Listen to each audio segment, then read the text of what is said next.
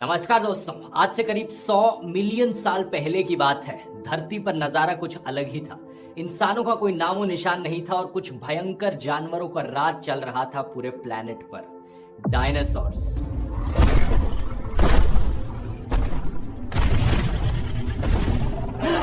ऐसे डायनासोर जो इतने बड़े कि ये बिल्डिंगों से भी ऊंचे होते थे, जिनका जबड़ा इतना ताकतवर कि आपकी हड्डियों को चकनाचूर कर दे 1 सेकंड के अंदर अंदर, और जिनकी रफ्तार इतनी तेज कि ऑलमोस्ट 90 किलोमीटर पर आवर की स्पीड से तेज दौड़ते थे।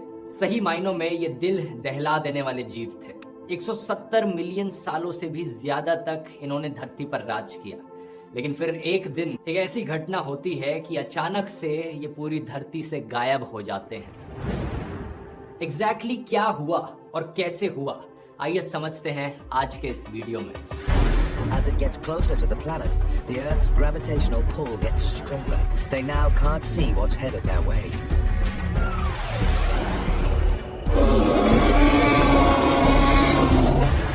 डायनासोर शब्द का ओरिजिन एक्चुअली में ग्रीक से हुआ था दोस्तों। ये बनता है डीनियोस प्लस सॉरस शब्दों से। डीनियोस का मतलब टेरेबल, सॉरस का मतलब लिजर्ड। एक टेरिबल लिजर्ड यानी एक भयानक छिपकली, लिटरली यही मतलब होता है डायनासोर शब्द का। इसे पहली बार सिर्फ साल 1841 में ही यूज किया गया था, क्योंकि वही समय था जब पहली बार एक डायनासोर का फॉसिल पाया गया।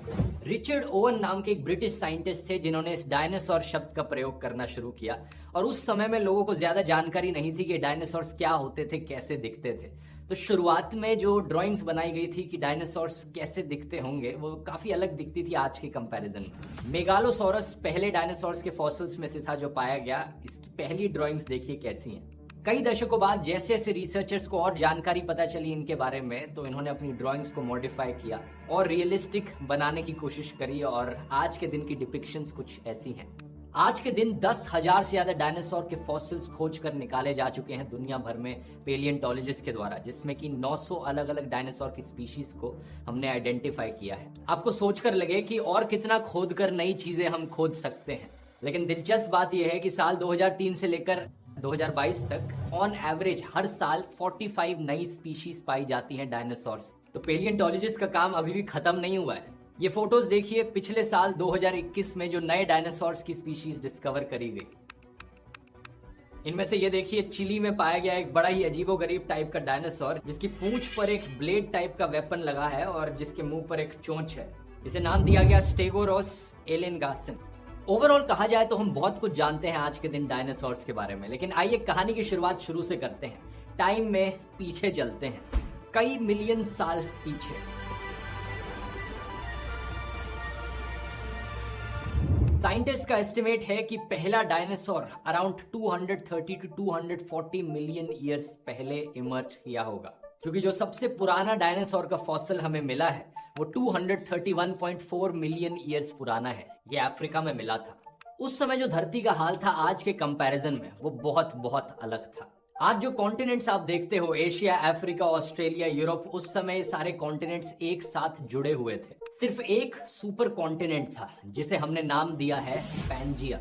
साइंटिस्ट का अनुमान है ये पैंजिया कुछ ऐसा दिखता था। इसमें जो अलग अलग आज के दिन के कॉन्टिनेंट्स हैं वो कहां पर थे एग्जैक्टली, आप वो भी देख सकते हैं। इस समय पर धरती का क्लाइमेट बहुत ही सूखा था, ड्राई और एरिड था और बहुत कम बारिश होती थी। इस टाइम पीरियड को हमने नाम दिया है ट्राइएसिक पीरियड। एक ऐसा समय जहां पर डायनासोर्स इमर्ज करने शुरू हुए थे। डायनासोर्स धीरे धीरे धरती पर आने लगे थे एवोल्यूशन के जरिए। इस समय पर जो डायनासोर्स आए वो वैसे नहीं थे जैसा आप डायनासोर्स को इमेजिन करते हो, बल्कि बहुत छोटे थे साइज में। जो सबसे कॉमन डायनासोर्स थे इस समय पर, उनका आमतौर पर साइज सिर्फ 2 मीटर का होता था। फॉर एग्जाम्पल ईओरैप्टर एक ऐसा डायनासोर है जो इस टाइम पर एग्जिस्ट करता था, और इनफैक्ट इस डायनासोर्स को बाकी सारे डायनासोर्स का एंसेस्टर भी बताया जाता है। इस समय पर जो डोमिनेंट जानवर जमीन पर दिख रहे थे वो एक्चुअली में बड़े रेप्टाइल्स हुआ करते थे। इनमें से कुछ रेप्टाइल्स बड़े ही क्यूट दिखते थे, जैसे कि ये वाला जिसे सारे टर्टल्स का एंसेस्टर बताया जाता है। अब टाइम में आगे चले तो हुआ क्या कि धरती धीरे धीरे बदलने लगी। करीब 201 मिलियन ईयर्स पहले ट्राइएसिक पीरियड खत्म हुआ, जब अचानक से धरती का क्लाइमेट बदल गया। ये जो पैंजिया था ये टुकड़ों में टूटना शुरू हो गया। जब मैं अचानक शब्द का यहाँ पर प्रयोग कर रहा हूँ, इसका मतलब ये नहीं है कि ये एक दिन में ही हो गया। अचानक शब्द रिलेटिवली यूज कर रहा हूँ मैं। अगर मिलियंस ऑफ ईयर्स का हम टाइम स्केल देख रहे हैं तो कुछ हजारों सालों में ग्रेजुअली हुई। इस सुपर कॉन्टिनेंट में क्रैक्स आने लगे। इस क्रैक्स में बड़े बड़े वोल्केनिक एक्सप्लोजन्स हुए, बहुत सारे ज्वालामुखी फटे जिसकी वजह से बहुत सारी कार्बन डाइऑक्साइड रिलीज हुई, सल्फर डाइऑक्साइड रिलीज हुई। इसकी वजह से बहुत इंटेंस ग्लोबल वार्मिंग हुई।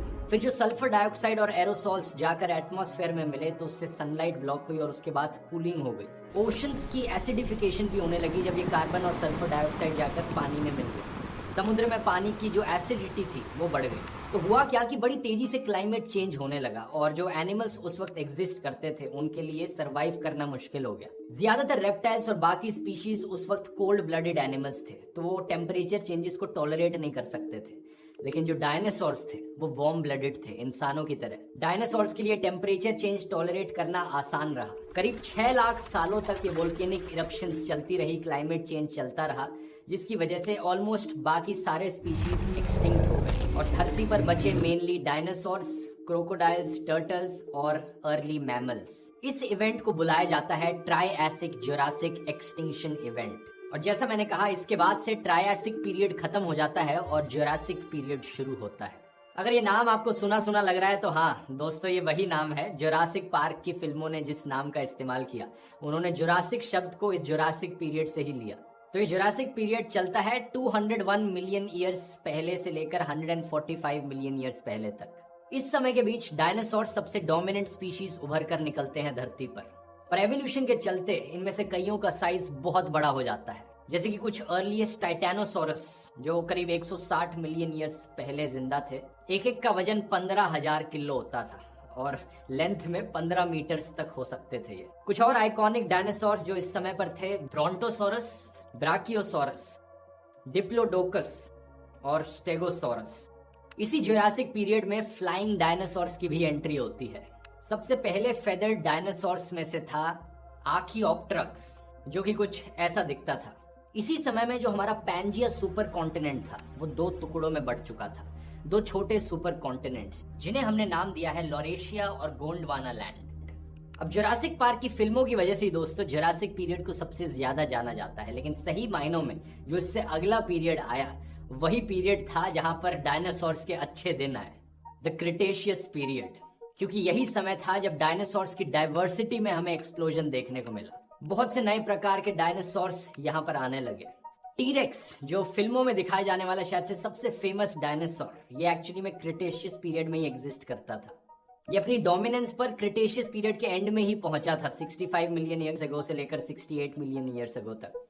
हालांकि रिसर्चर्स के बीच में चर्चा का इशू है, लेकिन ज्यादातर साइंटिस्ट का मानना है कि टीरेक्स एक्चुअली में जुरासिक पीरियड में एग्जिस्ट ही नहीं करता था। तो बड़ी आयरॉनिक बात है कि जुरासिक पार्क नाम से फिल्म बनाई है और टीरेक्स को यहाँ इसके लोगो पर दिखा रखा है। क्रिटेशियस पीरियड एक्चुअली में सबसे लंबा समय था डायनासोर्स के एरा में।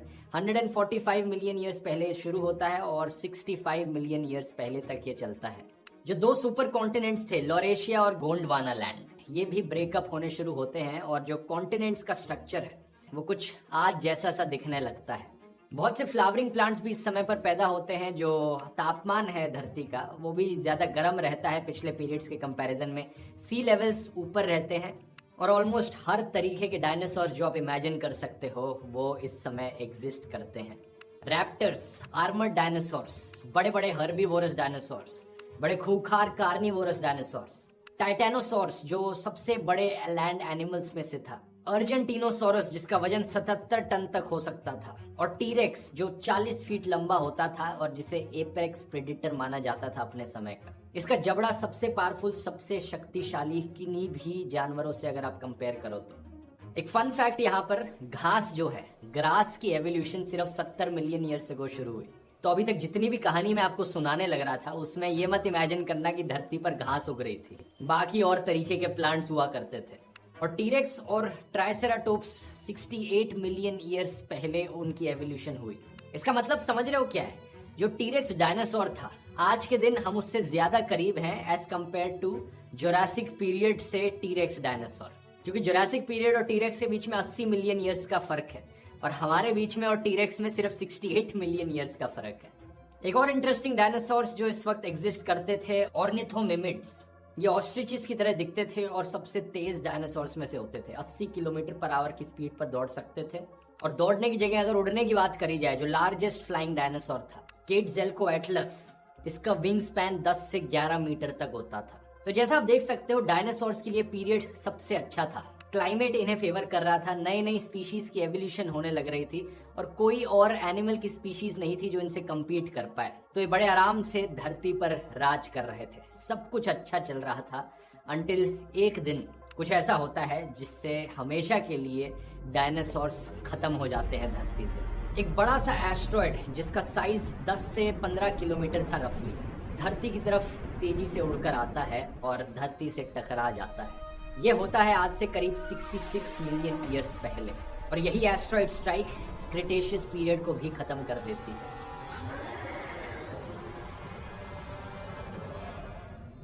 इस एस्ट्रॉयड की स्पीड थी 30 किलोमीटर पर सेकंड, यानी एक जेट एयरलाइनर से आगे की 150 कहानी देखने गुना के लिए चैनल को लाइक और सब्सक्राइब करें ताकि हम इसके आगे का वीडियो जल्द आपके सामने ला सकें। धन्यवाद।